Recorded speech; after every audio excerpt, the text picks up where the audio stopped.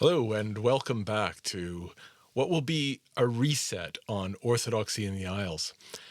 I'm actually really pleased with the direction I'm planning on taking this. And one of the reasons for this is that when we first began, it was in the wake of a pilgrimage I had shared with Father Andrew Stephen Damick of Ancient Faith Ministries, who had joined me as we went around Wales. Many of you who view this channel will be aware of this journey and the places that it took us. The difficulty with turning that into a podcast is that it was difficult to bring everything into some sort of order. We certainly experienced the saints on that occasion in a somewhat random order, insofar as we were driving around Wales, we were encountering people according to where we were, not when they and their lives took place on the timeline. I've just come back from a pilgrimage around Scotland and Northumbria. And this one was undertaken together with Father Andrew, once again, as well as his interlocutor on the Areopagus, Pastor Michael Landsman, and finally Deacon Seraphim Rohlin. And on this occasion, there was greater clarity. Now, when I say that, it's not because there was something wrong with what we did in the first place, but rather because it had been mapped out according to a certain order.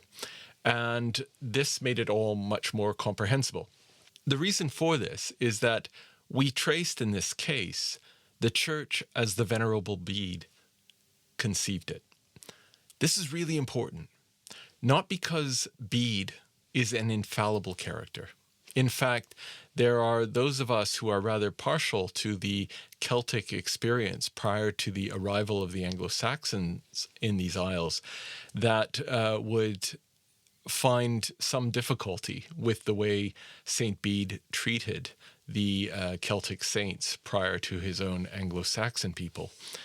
But there is no denying his value, his insight, his spiritual quality, his respect that he did have for his Celtic forebears, regardless of on what side his bias lay. And consequently, what I have decided to do is actually use the ecclesiastical history of the English people to create a podcast with shape. So today is the first day, and I want to spend a few moments with you talking about why it is that Bede is worth listening to. A number of years ago, I was invited to give a public lecture at the public library in London, Ontario, Canada. And I was asked for the title. And after some time, I am not all that good after all at coming up with titles, I decided to call the public lecture The Medieval Google, the Venerable Bede. And I can't remember the rest of the title, but the point is, it drew a large crowd. And it was a privilege to be there, to speak of not only Bede and the content of the ecclesiastical history, but to attest to my own love of this great saint. I grew up in an Anglican parish in Winnipeg dedicated to St Bede, and so I was aware of him from a young age. What I didn't realize until reading the ecclesiastical history, and especially that short autobiography he provides at the end of the text, wherein he describes his life in the monastery from the age of 7. I found this incredible. I found it incredible because, at the very least, it's deeply moving. I'm not one who's easily moved.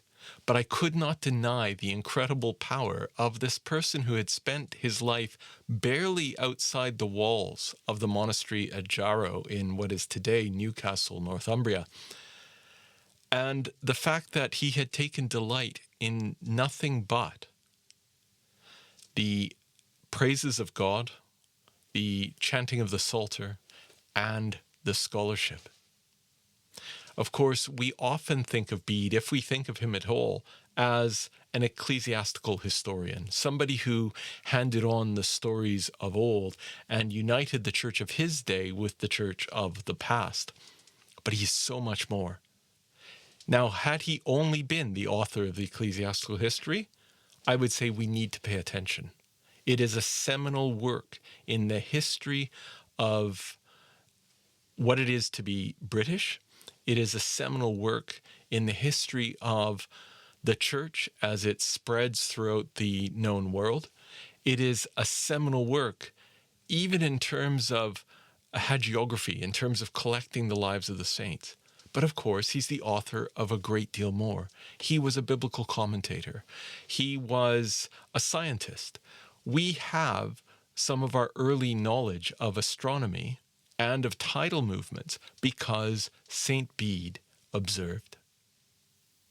Now, we're going to hear a lot more about this over the coming episodes, but I wanted to start just by saying that there is no saint more consistently joyful, more consistently dedicated to study and to prayer. And St. Bede is an example to us all of what good scholarship is, yes, but also of someone who read the saints' lives in a Christian way.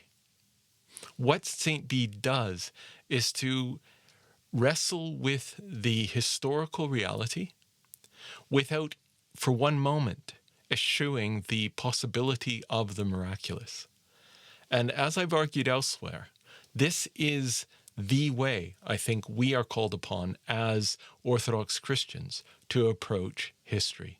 So join me as we move forward, as we explore the life of the Venerable Bede, and as we encounter a number of saints from the dawn of Christianity in these isles through to the 8th century, that is Bede's own world.